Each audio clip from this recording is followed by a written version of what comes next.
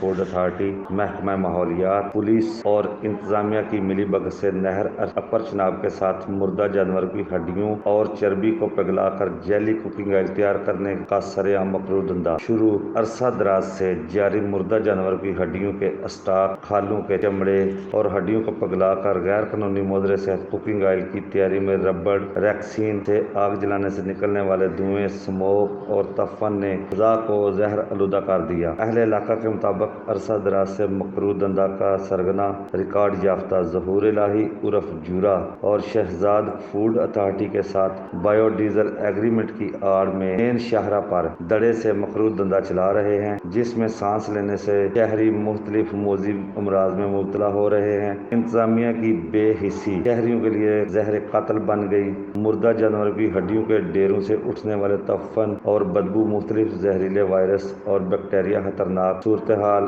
اختیار کر سکتے ہیں، جو پورے علاقے کے لیے انتہائی تشویشناک اور خطرناک صورتحال ہے۔ ایس ایچ او تھانہ airport Shiraz Ahmed Cheema assistant commissioner Suleman Akbar سے رابطہ کرنے پر کارروائی کی یقین دہانی کے باوجود مکروہ دھندا تاحال جاری، لہٰذا اہل علاقہ کا assistant commissioner Sambrial, D C Sialkot, commissioner Gujranwala سے پرزور مطالبہ ہے کہ مکروہ دھندا کرنے والے افراد کے خلاف کارروائی کرتے ہوئے فوری بند کرایا جائے۔ رپورٹ پاک ایشیا میڈیا رپورٹر عاصم شاہ، سمبھڑیال۔